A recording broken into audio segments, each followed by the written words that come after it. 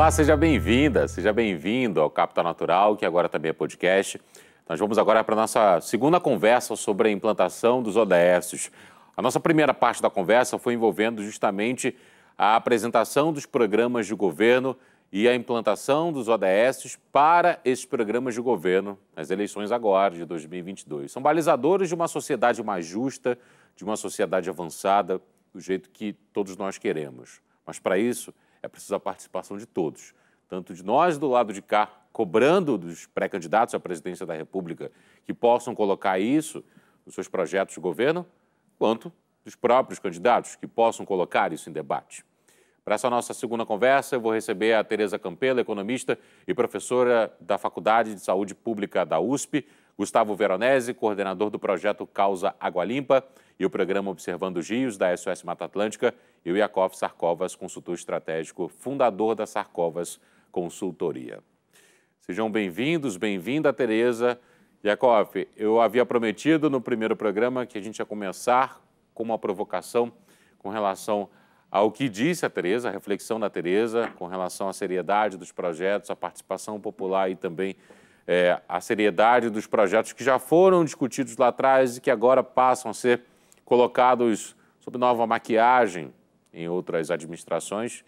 E eu quero te ouvir também sobre aquele texto de 2018 que você assinou, às vésperas da eleição, na qual você fala que havia ali 3 candidatos, o outro e nenhum dos dois, e da importância de que aquelas pessoas que optaram por votar branco, nulo ou se ausentaram da votação também pudessem participar do debate, também fossem ouvidos, porque ali também podia ter alguma saída para um Brasil melhor.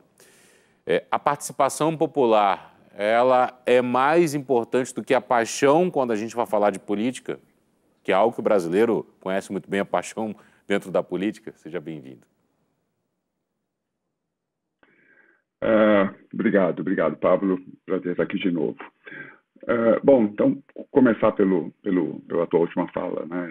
Eu, de fato, fui um ativista do voto em branco em 2018.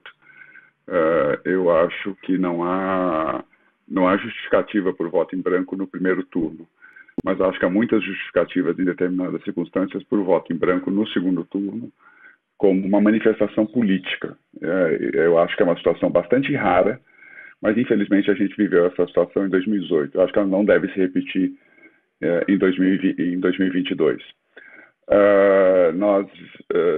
O Brasil, de fato, vivemos num regime democrático, não podemos esquecer disso, né? Os nossos presidentes têm sido eleitos de uma maneira limpa, transparente, pelos eleitores brasileiros, né? Mas, enfim, acho que nós não fizemos boa coisa. Nós vínhamos, né, da pior recessão vivida pelo país em toda a sua história e acabamos entrando, nisso que está aí, né, que a gente fica todo dia acorda olhando para o calendário, torcendo para o dia que isso venha a terminar, né?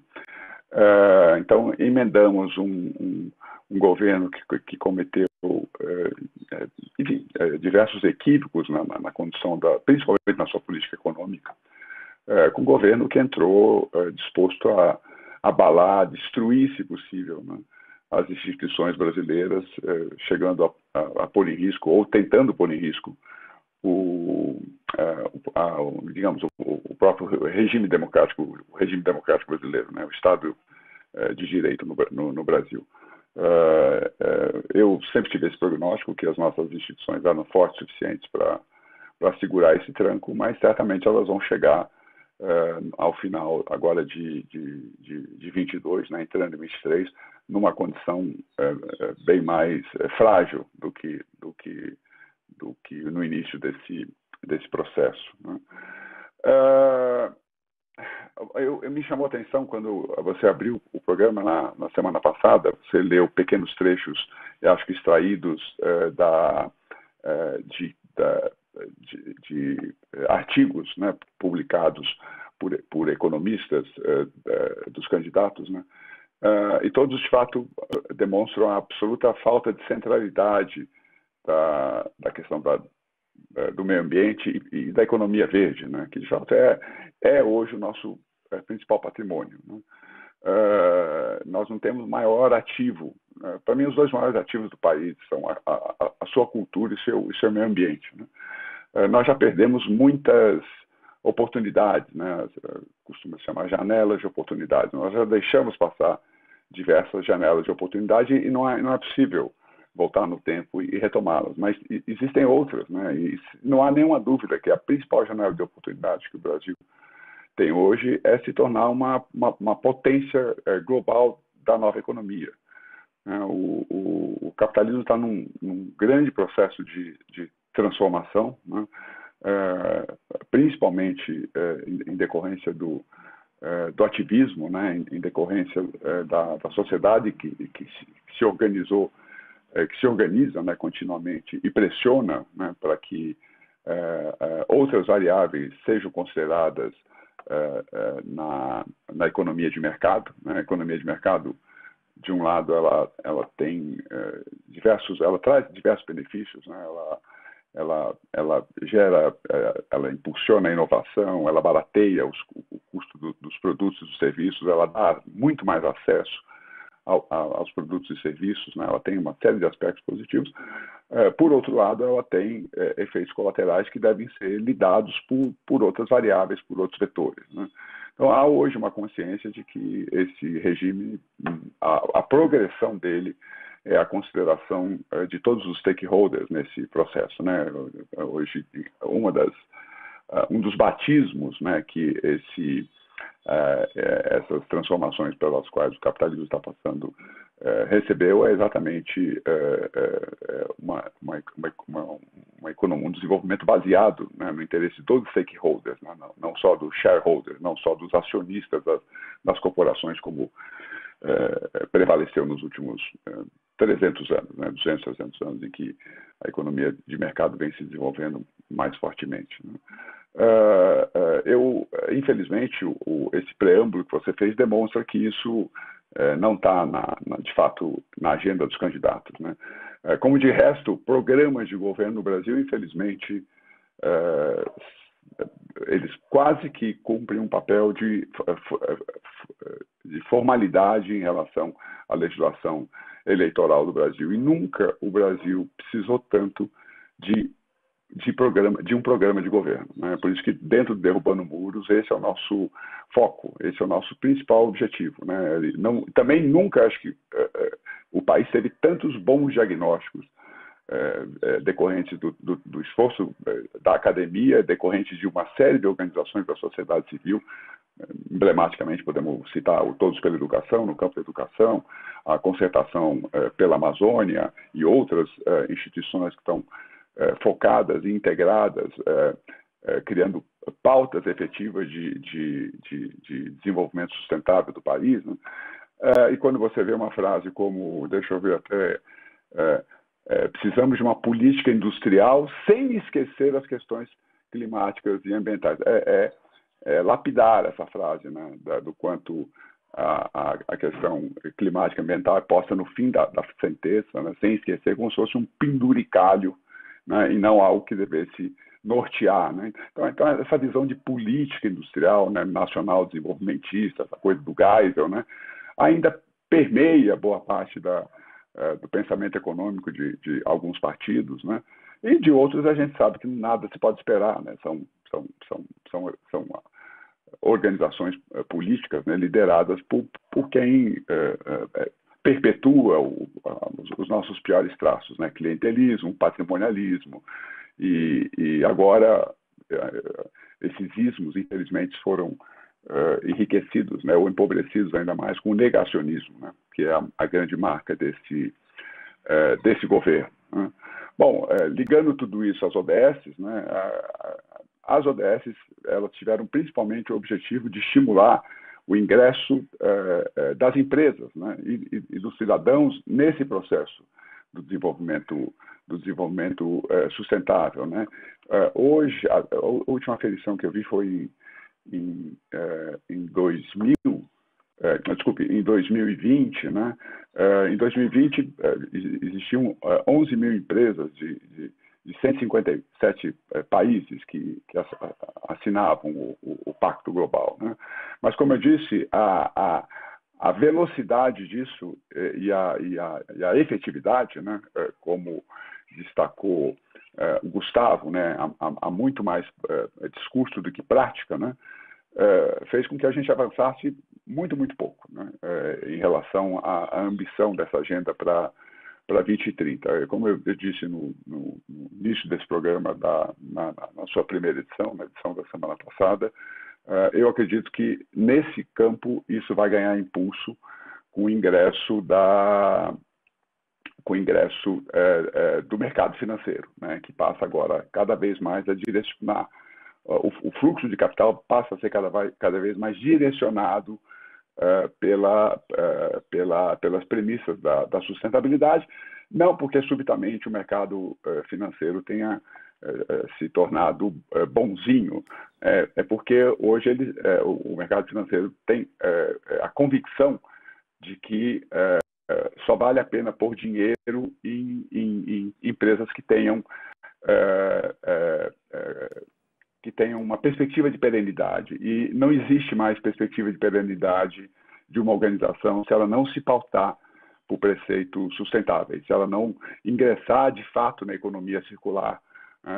Então, hoje, para você ter ideia da dimensão em que isso já atingiu, em 2020, o chamado mercado ESG, né, aferido pela Global Sustainable Investment Alliance, já movimentou 35,3 trilhões de dólares. E a Bloomberg estima que esse número vai atingir a 50 trilhões de dólares em 2025, ou seja, daqui a 2-3 anos, né? Então, esse fenômeno é de fato alentador, mas não há o espaço ainda, o principal espaço ainda tem que ser, de fato, ocupado pelas políticas públicas que são operadas por governos que são eleitos pelas pessoas. Por isso que a gente vive, em relação a isso e a muitas outras questões fundamentais, enfim, para a nossa sobrevivência e para a construção do nosso futuro, as eleições desse ano, das eleições de outubro de 22. Pegando carona nessa reflexão da Iacoff e também na reflexão feita pela Tereza no programa passado, falando o quanto regredimos com o passar dos anos, com perdão aqui dessa comparação, tanto quanto difícil de ser feita. Gustavo, você tem uma carreira de geógrafo, educador, na SOS Mata Atlântica também. Como é que você observa a implementação dos ODS aqui no país com o passar dos anos? De fato, a gente está conseguindo evoluir, a gente está regredindo, a gente está bem atrasado nessa conversa, como estava contando o Iacoff. Bem-vindo. Eu acredito que... muito obrigado de novo pela oportunidade. Realmente, eu acho que a gente vinha numa crescente, em que a pauta estava sendo levada, veio a história do ODS, a gente começou a trabalhar nisso de uma forma mais séria e, de repente, veio um governo que jogou tudo isso fora, né? Fez um descarte sumário de tudo isso que vinha sendo construído nos últimos tempos no Brasil, né? Eu gostei muito da fala quando você falou do Chico César, né? Que eu adoro, eu acho um genial, acho um cara incrível.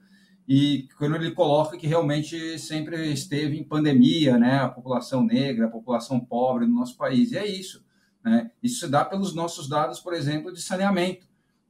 A Tereza comentou sobre a possibilidade do saneamento ser um indutor de empregos, de geração de renda, e é verdade, né? Se a gente pensar que menos de metade da população brasileira tem acesso ao tratamento de esgoto, né? Se a gente pensar que o esgoto vai para a água, e a água é um bem vital, a gente precisa de água para tudo. Para essa nossa conversa à distância, cada um no lugar, a gente precisa de água para energia elétrica, precisa de água para o computador que a gente está usando, precisa de água para a roupa que a gente está vestindo, precisa de água para tudo, não é só a água do consumo direto, é água para os nossos alimentos, né? Então a gente precisa retomar esse caminho das ODS, colocar na pauta das agendas políticas, eleger candidatos, não só, e isso é uma coisa importantíssima. Não adianta a gente votar só no executivo dentro de uma pauta. A gente precisa principalmente votar bem e votar em candidatos que tenham a pauta socioambiental para os legislativos, os estaduais e o nacional, o federal. A gente precisa pegar os candidatos que estão falando essa língua, né? E não na hora de votar no dia da eleição, pegar o santinho que caiu no chão e olhar e falar, esse que eu vou votar. E muito menos levar em consideração algum tipo de pressão, algum tipo de ameaça para votar em determinado candidato. Aliás, o candidato que joga o santinho no chão, ali, é o primeiro a não ser votado, é o primeiro que tem que ser descartado.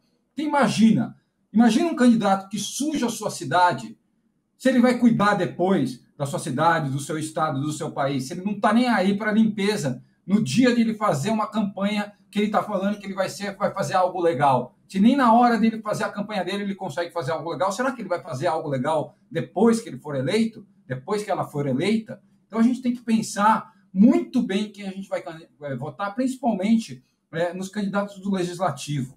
Cuidar de conversar com essas pessoas. Eles não estão lá para fazer o que bem entenderem, eles estão lá para nos representar. Então, vamos conversar com essas pessoas, vamos entender quais são as pautas, vamos ver se isso tem sentido com o que eu a defendo. Porque não adianta nada eu achar muito legal alguém empatar algumas causas sociais ou causas ambientais e votar num candidato que não defende nada disso, né? Que tem preconceito racial, que tem preconceito de gênero, né? Que é uma pessoa homofóbica. Como é que eu vou votar numa pessoa dessa, né, se eu não defendo isso? Então, vamos procurar candidatos que defendam aquilo que a gente ache interessante. E a gente consegue trilhar esses caminhos. Falou-se muito em participação da sociedade. Infelizmente, as instâncias participativas em vários lugares foram esvaziadas, né? A participação social foi cada vez mais esvaziada. No Conselho Nacional de Meio Ambiente, em outros conselhos, cada vez menos a sociedade civil tendo voz ativa. Isso não está acontecendo só na esfera federal, não. Isso acontece também nas esferas estaduais. Então, também não adianta jogar também a bomba só no colo de um. Vamos compartilhar essa bomba aí, porque tem muita gente fazendo muita coisa errada. Então, vamos pensar melhor na hora de votar. E democracia é muito além de votar. É participar da vida social, é participar das coisas que fazem parte do nosso interesse, do nosso dia a dia.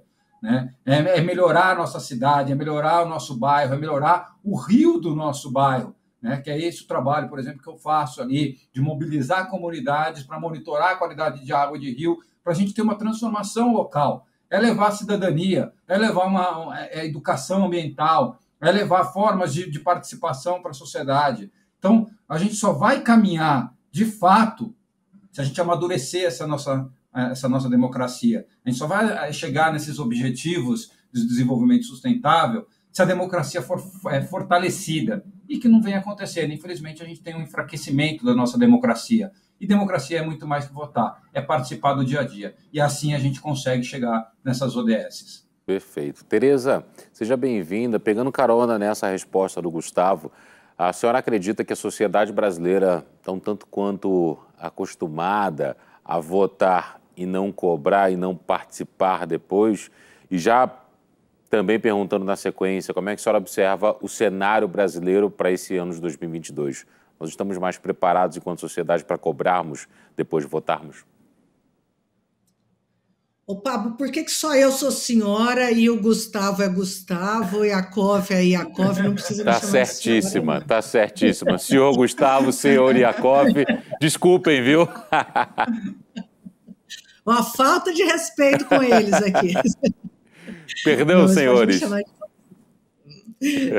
Pode me chamar de você. Eu acho que a Tereza prefere ser chamada de Tereza e não senhor pai. Eu prefiro ser chamada de Tereza, é isso mesmo.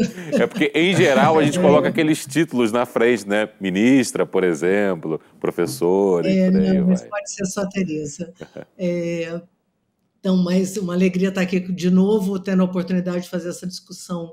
Eu queria, antes de responder a tua pergunta, Pablo, tomar a liberdade aqui de discordar um pouquinho do Yakov, né? E inclusive, ponderar um pouco sobre aquelas frases que você trouxe dos candidatos, que você leu no sábado passado, né?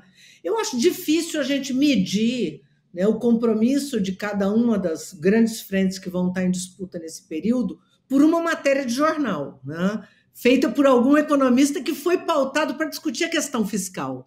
Porque o debate, quando os deputados foram candidatos, né, quando os economistas foram convidados a falar, eles foram convidados a falar sobre a pauta fiscal. Eu também acho que eles falaram pouco, de forma absolutamente insuficiente, e principalmente da questão ambiental, da transição ecológica, da economia verde, dessas oportunidades, mas assim, a pauta proposta foi fiscal.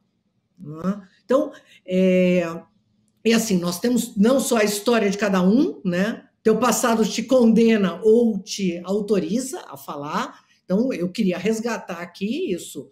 O Brasil tem um passado, vamos olhar o passado, tem sim, né? Tem esse vivenda social e da ambiental sem precedentes na história, sem precedentes, e nós temos um histórico todo com erros e acertos, e na questão ambiental em especial, nós viramos, na ambiental e na social, combate à pobreza, combate ao desmatamento, e em algumas agendas estratégicas viramos referência no mundo. Né? Como eu disse, combate ao desmatamento, redução de 80% do desmatamento ao longo dos governos do PT, e no governo Bolsonaro, redução de 80% das multas ambientais. Quer dizer, olha os dois 80%, vamos botar na mesa para comparar.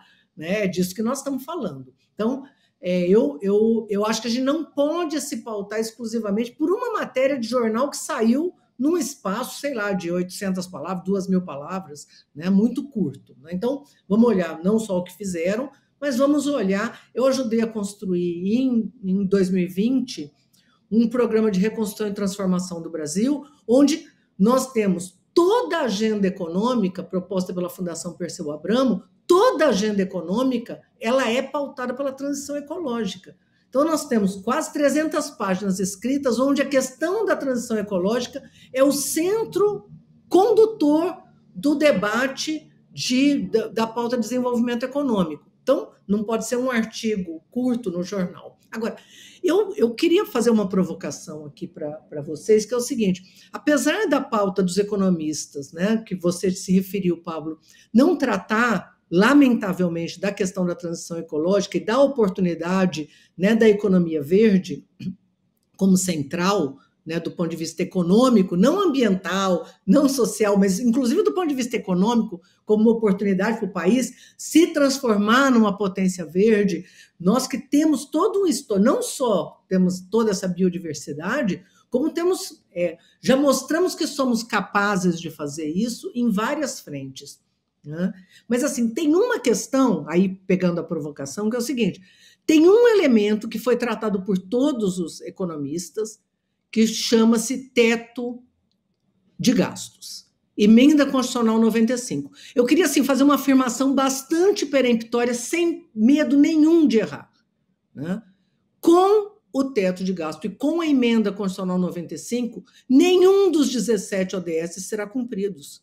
Não existe possibilidade de serem cumpridos. Não vai se combater a fome, não vai se combater a pobreza, não vai se garantir saúde para todos, não vai se garantir a educação universal, não vai se garantir saneamento, água. Nenhum dos 17 ODS poderá ser cumprido. Nós temos 8 anos.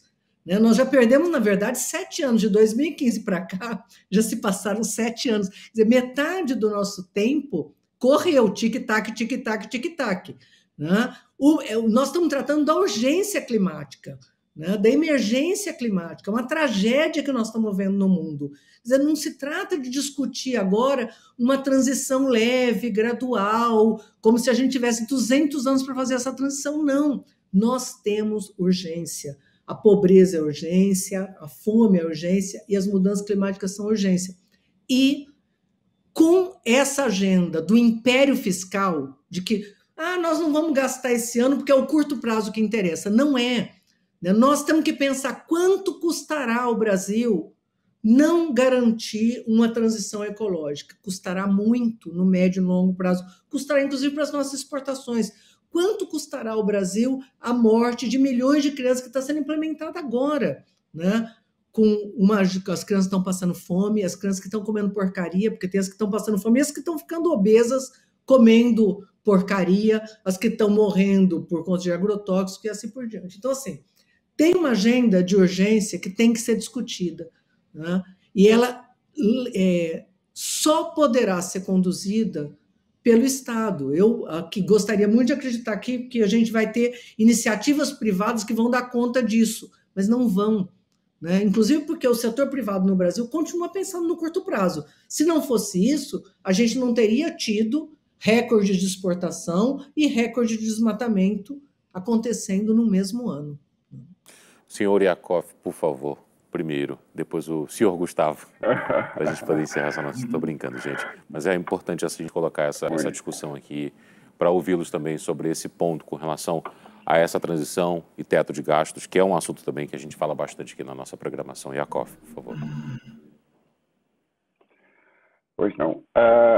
Tereza, a menção que eu fiz, a frase que foi extraída do artigo, eu nem sei de que artigo foi, tá? Só para... a gente foi atrás, Iacoff, e é o artigo, parece que é o artigo que foi assinado pelo Guido Mantega, que trata daquela específica frase, mas é um ponto realmente. Mas eu acho isso, mas é que você leu 3 frases. Sim, eu sim. pensei uma, sem saber se era do Guido ou se era do economista do Ciro. Para mim, todas as 3 demonstram uma absoluta falta de percepção, né, de qual é a bola da vez, né, de qual é a janela de oportunidade do país, e como bem destacou a Tereza, independentemente de todos os fatores socioambientais, que em si já seriam suficientes, né, para que essa opção fosse feita, hoje é uma questão econômica. Não há nada que nos possa gerar, de fato... Por exemplo, o tempo que se gasta, não, a energia que se colocou, os investimentos a fundo perdido em relação ao pré-sal, em relação a uma economia que está absolutamente, que é o símbolo da velha economia, né? Enquanto essa oportunidade está passando pela nossa frente. Mas, enfim, só também para marcar outro ponto, eu acho que o teto de gastos é, de fato, uma medida drástica, mas eu acho ela essencial. Eu nesse sentido, eu discordo de você, Tereza, porque o Brasil está precisando de ser pressionado para melhorar a forma de gasto. Não é gastar mais, é rever como é gasto. Essa é a grande prioridade do país. Apesar do teto de gastos, nós temos aí bilhões saindo pelo ralo das emendas do relator. Da onde está saindo esse dinheiro, né? Olha o volume de subsídios, né, que são cada um deles decorrente de um processo específico de lobby setorial, que são perpetuados. Muitos, inclusive, são criados dentro de uma falsa promessa de que eles vão durar 5 anos ou 10 anos e nunca mais eles são desligados da tomada, né? Essa é a prioridade. A hora que isso tudo for limpo, tira o teto. Mas enquanto a gente não melhorar a qualidade do investimento público, que crescentemente vai abocanhando o PIB do país, eu acho que uma medida drástica como essa merece ser mantida. Bom, como são 4 minutos, eu não quero ocupar todos eles. Acho melhor também abrir a palavra para o Gustavo encerrar a nossa conversa, que eu achei extraordinária e bastante rica. Muito bom ouvi-los. Gustavo, por favor.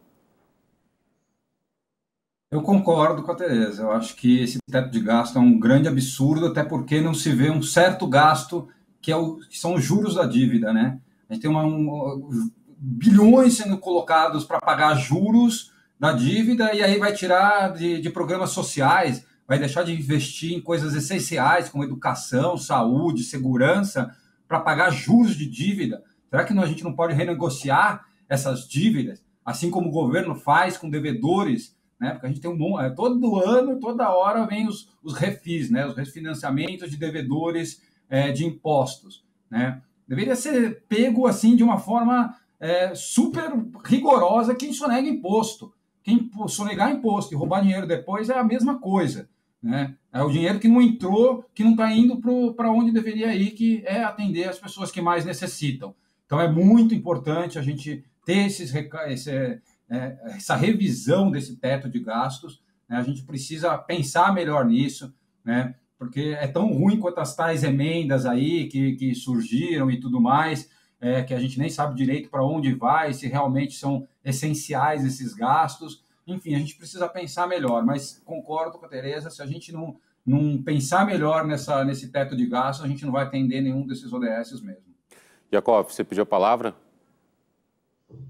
Não, eu só queria perguntar ao Gustavo e a própria Tereza se eles, então, acham que o dinheiro do Brasil é bem gasto pelo Estado. E também lembrar ao Gustavo que juro de dívida é decorrente de desequilíbrio fiscal. Quer dizer, quanto mais o governo as finanças públicas se desequilibram, mais juro o governo paga. Então, há uma relação direta, inclusive, em relação a isso, né? Tanto é que, exatamente num período em que o déficit fiscal esteve melhor controlado, os juros despencaram. Enfim, é conta de padeiro, não tem muito milagre, é aritmética, né? Mas eu só queria perguntar, objetivamente, se vocês acham, então, que não é prioritário rever como o dinheiro é gasto no Brasil?